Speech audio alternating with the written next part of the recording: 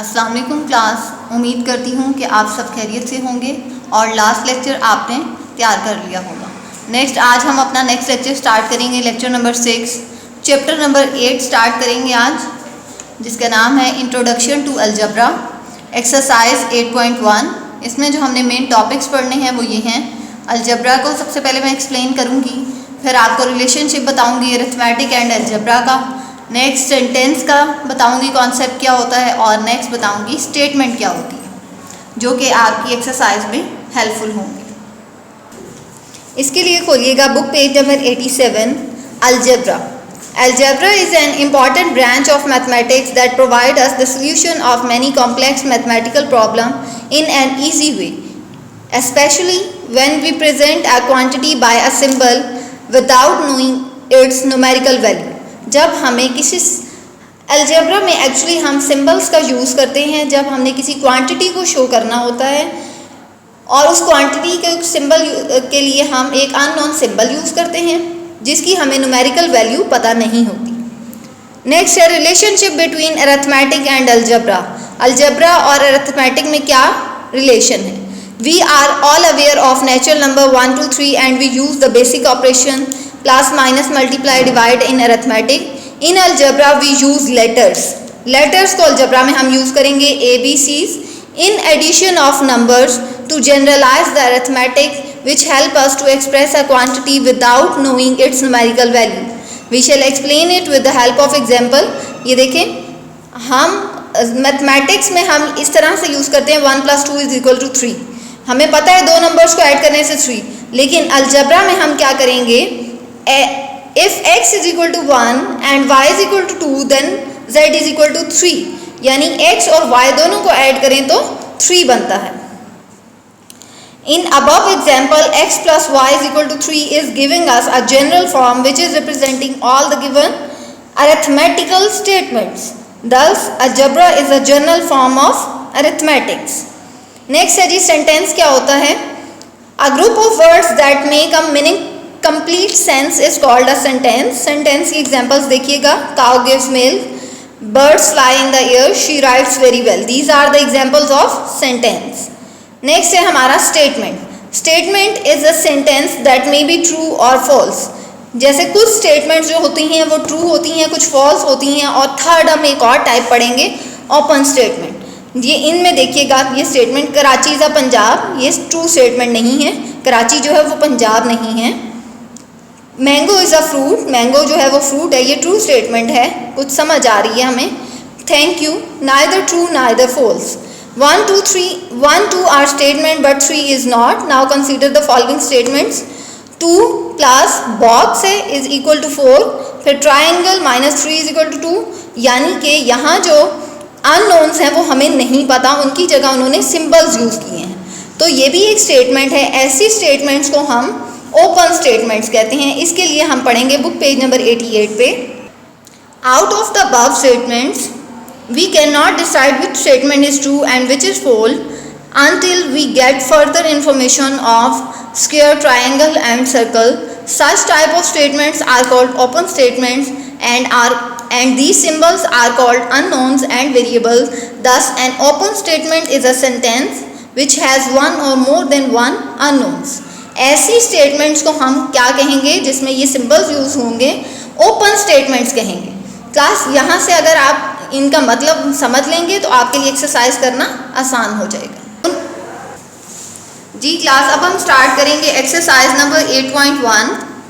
Question number 1, separate the true false and open statement. अभी मैंने आपको एग्जांपल के जरिए ट्रू फॉल्स और ओपन स्टेटमेंट का प्रोसीजर बताया है। नेक्स्ट बुक पेज नंबर 88 पे देखिएगा। 1 है 5 is a natural number. 5 natural number है, यस 5 नेचुरल नंबर है, तो हम यहाँ लिख देंगे ट्रू। नेक्स्ट है 5 + 4, 5 + 4 पहले ब्रैकेट को सोल्व करें, 9 आएगा, 9 - 2 7, 7 इज इक्वल टू 6 + 8 14, 14 को डिवाइड करें 2 पे तो 7 आएगा। लेफ्ट हैंड और राइट हैंड का आंसर इक्वल है, तो ये स्टेटमेंट भी ट्रू है। नेक्स्ट देखिएगा third, 9 is a prime number. Prime number वो होते हैं जो सिर्फ अपने ही टेबल पे आते हैं, लेकिन 9 जो है वो 3 में भी आता है, इसलिए 9 प्राइम नंबर नहीं है, ये फॉल्स स्टेटमेंट है। नेक्स्ट 4 देखिएगा, 8 divided by square is equal to 4, इसका मतलब है ये ओपन स्टेटमेंट है, इसमें सिंबल यूज हुआ है। नेक्स्ट है 5 multiply by triangle is equal to 15 divided by circle. Class जिस भी स्टेटमेंट में कोई भी सिंबल यूज होंगे वो ओपन स्टेटमेंट होगी। नेक्स्ट 6 देखिएगा, -1 इज अ होल नंबर जो है वो 0 से स्टार्ट होते हैं, -1 इंक्लूड नहीं होता, इसलिए ये फॉल्स स्टेटमेंट है। नेक्स्ट 7 देखिएगा, 5 multiply by 6, 5 6 30, 30 is equal to 4 8 32, 30 is equal to 32 नहीं होता, फॉल्स स्टेटमेंट है 7 वाली।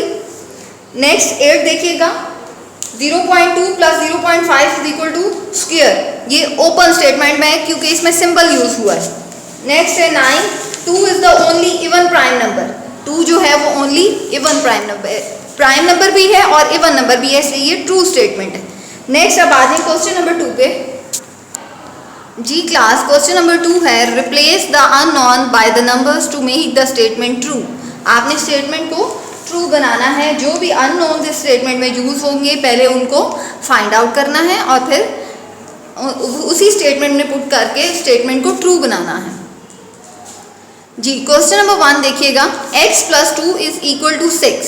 इस स्टेटमेंट में अननोन जो है वो x है, पहले हम x की वैल्यू फाइंड करेंगे।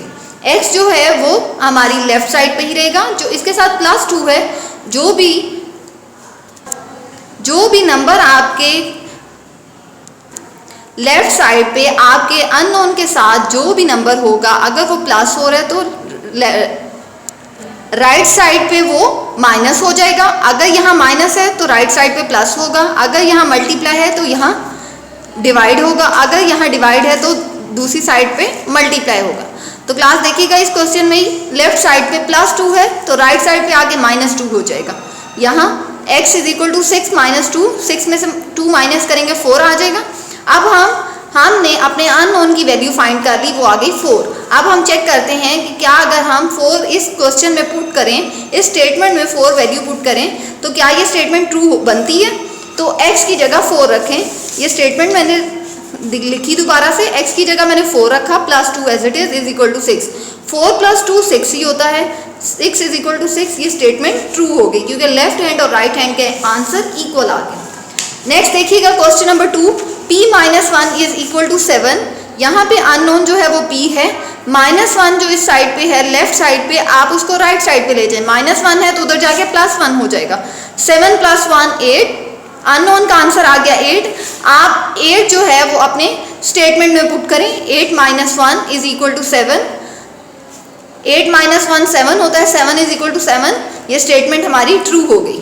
नेक्स्ट जो आपका थर्ड पार्ट है वो होमवर्क है, होम टास्क में आपने खुद ही सोल्व करना है उसको, उसमें +15 आ रहा है, आप दूसरी साइड पे उसको ले जाएंगे तो -15 हो जाएगा, बिल्कुल same as it is question number 1 2 की तरह है, इसलिए आप वो खुद करेंगे। नेक्स्ट है question number 4, 6x is equal to 48। इसका मतलब है अननोन x के साथ 6 जो है वो मल्टीप्लाई हो रहा है, यहाँ मल्टीप्लाई का आपको साइन नजर नहीं आ रहा, जब सेंटर में कोई साइन नहीं होगा तो आपने मल्टीप्लाई इसको कंसीडर करना है। x जो है हमारा लेफ्ट साइड पे रहेगा, जो 6 इसके साथ मल्टीप्लाई हो रहा है वो इस साइड पे आके डिवाइड हो जाएगा। 6 1 = 6, 6 8 = 48 होता है, x की वैल्यू 8 आ गई। अब हम चेकिंग करते हैं कि x की वैल्यू 8 अगर हम इस स्टेटमेंट में पुट करें तो क्या ये स्टेटमेंट ट्रू बनती है। तो 6 x की जगह हमने 8 रख दिया इज इक्वल टू 48, ब्रैकेट में इसलिए रखा ताकि पता चल जाए कि ये दोनों आपस में मल्टीप्लाई हो रहे हैं। 6 8 = 48, 48 48 की इक्वल आ गया, इसका मतलब ये स्टेटमेंट भी हमने ट्रू प्रूफ कर दी। नेक्स्ट इसका 5th पार्ट देखें, 5 × x इज इक्वल टू 75। इस स्टेटमेंट में x जो है वो अननोन है, इसके साथ 5 मल्टीप्लाई हो रहा है लेफ्ट साइड पे, आप 5 को राइट साइड पे लेके जाएं तो डिवाइड हो जाएगा 5 को 75 पे डिवाइड करें, 5 1 = 5, रिमाइंडर 2, 5 नीचे आ जाएगा, 5 5 = 25, यानी कि 15 हमारा आंसर आया, x की वैल्यू आ गई 15। अब हमने चेकिंग करनी है तो हम अपनी स्टेटमेंट में x की जगह 15 रखेंगे, 15 5 = 75 होता है और 75 75 के इक्वल आ गया, तो ये स्टेटमेंट भी ट्रू होगी। जी क्लास नेक्स्ट देखिएगा 7th पार्ट, 6th पार्ट आपका होमवर्क है। अब मैं 7th बोर्ड पे कर रही हूँ। 1/2 divided by m is equal to 15।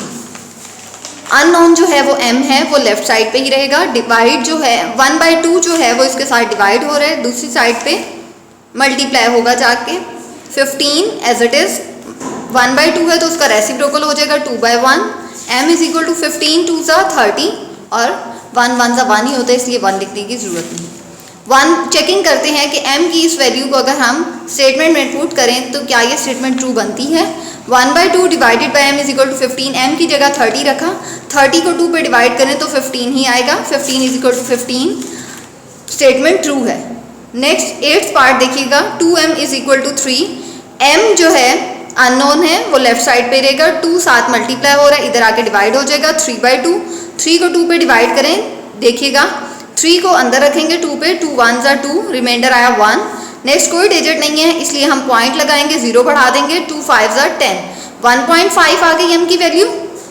Checking करेंगे 2 एज इट इज़, m की जगह 1.5 रखेंगे। क्लास अगर आप इसकी जगह 3/2 भी यहाँ रखें तो 2 जो है 2 से कैंसिल हो जाएगा और 3 फिर भी आंसर आ जाएगा। लेकिन अगर आप 2 को 1.5 से मल्टीप्लाई करें तो भी 3 ही आंसर आएगा, 3 इज इक्वल टू 3।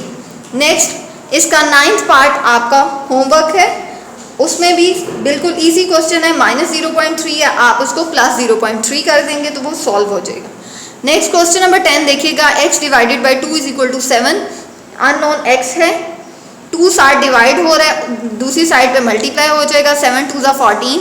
14 जो है अब हम इस स्टेटमेंट में पुट करते हैं। x divided by 2 is equal to 7, x की जगह 14, 14 को 2 पे डिवाइड करें तो 7 ही आता है, 7 is equal to 7, statement true होगी। नेक्स्ट देखिएगा question number 11। 5 + p is equal to 11। जी नेक्स्ट 11 देखें। 5 + p is equal to 11। p जो है अननोन है, साथ 5 प्लस हो रहा है तो दूसरी साइड पे -5 हो जाएगा। 11 - 5 6, p का आंसर आ गया 6। अब हम इस स्टेटमेंट में पुट करते हैं 5 + p is equal to 11। p की जगह 6, 5 + 6 11 होता है, 11 इज इक्वल टू 11, तो स्टेटमेंट हमारी ट्रू हो गई। क्लास 11 मैंने आपको करवा दिया है। नेक्स्ट 12 आप लोग खुद करेंगे, वो आपका होम टास्क है। क्लास बुक पे 12 की जगह 13 लिखा हुआ, वो 12 ही है एक्चुअली, तो आपने क्वेश्चन नंबर 12 अपना होम टास्क में करना है। मैंने आपको जो क्वेश्चन करवाए उनको पहले समझिएगा, उसके बाद ये 4 क्वेश्चन जो हैं वो अपने होमवर्क में कीजिएगा। और यहाँ हमारी एक्सरसाइज 8.1 कंप्लीट हो गई है। नेक्स्ट अब हम स्टार्ट करते हैं एक्सरसाइज 8.2। जी class book page number 99, exercise 8.2, question number 1, write each of the following word expression into algebraic expression. Class word expression में स्टेटमेंट्स कुछ लिखी हुई हैं, आपने उनको अलजेब्रिक एक्सप्रेशन में लिखना है, यानी कि जो वेरिएबल्स यूज हो गए या अननोन्स होंगे और जो भी सिंबल्स यूज होंगे वो हमने सिंबल्स यूज करने हैं। जैसे फर्स्ट है x + y, इंग्लिश में लिखा हुआ है PLUS + y। हमने इसको अलजेब्रिक में लिखना है, x प्लस का सिंबल यूज करेंगे and y as it is. Next है सेकंड a - b, तो हम इसको लिखेंगे a माइनस का साइन b। नेक्स्ट है m × n, m मल्टीप्लाई का साइन और साथ n। p divided by q, p divided by q लिख दिया। नेक्स्ट है 5th part, the sum of 3x and 2y। Sum होता है प्लस को कहते हैं, 3x एंड 2y का सम प्लस लिख देंगे। Difference of 5a and 4b, difference होता है माइनस को कहते हैं 5a एंड 4b का डिफरेंस, और साथ ही नीचे लिखा हुआ है 4b इज लेस। जो छोटी वैल्यू वो बाद में ही लिखते हैं, इसलिए 4b जो है उन्होंने कहा लेस है तो वो बाद में लिखेंगे। नेक्स्ट 7 देखिएगा, the product of x and y, x y का प्रोडक्ट, सेंटर में कोई साइन नहीं आएगा क्योंकि जब कोई साइन ना हो दो अननोन्स के दरमियान तो वो प्रोडक्ट ही होता है। नेक्स्ट 8 देखिएगा, the sum of p and q divided by r, p और q का सम और उसको डिवाइड कर दें r पे। नेक्स्ट 9th है हाफ ऑफ l, l का हाफ यानी l divided by 2 multiplied by difference of n and m, difference यानी minus of n and m, और m जो है वो लेस है इसलिए बाद में आएगा। नेक्स्ट अब हम करेंगे क्वेश्चन नंबर 2। क्वेश्चन नंबर 2 है right the coefficient, base and exponent of each of the following. Class जो भी क्वेश्चन लिखा होगा आपने उसमें बताना है कोफिशिएंट क्या है, बेस क्या है और एक्सपोनेंट क्या है। जी देखिएगा कोफिशिएंट क्या होता है, आपके अननोन के साथ जो भी नंबर मल्टीप्लाई हो रहा होगा वो आपका कोफिशिएंट होगा। जैसे ये 5 मल्टीप्लाई हो रहा है इसलिए 5 कोफिशिएंट है। नेक्स्ट जी जो भी अननोन होगा वो आपका बेस होगा, x बेस है, और अननोन की पावर जो होगी वो एक्सपोनेंट होगा। यहाँ अननोन की पावर कुछ भी नजर नहीं आ रही, इसका मतलब 1 है, एक्सपोनेंट की पावर 1 है, यानी एक्सपोनेंट 1 है, बेस x है और कोफिशिएंट 5 है। इसमें देखिए कोफिशिएंट 16 हो जाएगा जो मल्टीप्लाई हो रहा है, एक्सपोनेंट यानी कि अननोन की पावर वो 2 है, 2 लिख देंगे, बेस p है। नेक्स्ट थर्ड आपने खुद से करना है। नेक्स्ट फोर्थ थर्ड और फोर्थ आप खुद करेंगे, 5 6 में करवा रही हूँ। 5 देखिएगा 2/3 कोफिशिएंट हो जाएगा, -1 exponent and q is base, 1/3 coefficient हो जाएगा, y बेस है और -2 एक्सपोनेंट है। क्लास आपका होम टास्क है कि आपने क्वेश्चन नंबर 2 का 3 एंड 4 पार्ट आपने खुद से करना है अपनी कॉपीज पे। ये सारा काम अपनी नीट कॉपीज पे नोट कीजिए। क्वेश्चन नंबर 3 है right the following in exponential form. Exponential form है यानी कि एक्सपोनेंट की फॉर्म में। एक्सपोनेंट होती है हमारी पावर, यानी a अगर 3 टाइम्स लिखे है तो a की पावर 3 हो जाएगा, x 2 टाइम्स है तो x की पावर 2 हो जाएगी, एक्स वाई 2 टाइम है तो एक्स वाई की पावर 2 हो जाएगी। क्लास इसको ब्रैकेट लगा के कीजिएगा कि एक्स और वाई दोनों की पावर 2 है। जब एक से ज़्यादा अननोन्स होंगे तो उनको ब्रैकेट लगा दीजिएगा। m 4 टाइम्स है तो m की पावर 4, p q 3 टाइम्स है तो p q की पावर 3, इसमें भी ब्रैकेट यूज़ होगी। a b c 2 टाइम्स है तो a b c whole power 2। यहाँ हमारी एक्सरसाइज 8.2 के हमने 3 क्वेश्चंस कर लिए। नेक्स्ट 2 क्वेश्चन नंबर 4 एंड 5 हम लेक्चर नंबर 7 में करेंगे। क्लास जितना काम इस लेक्चर में करवाया गया उसको नीट वे में अपनी नीट कॉपीज़ पे नोट करें ताकि आपको कोई प्रॉब्लम ना हो।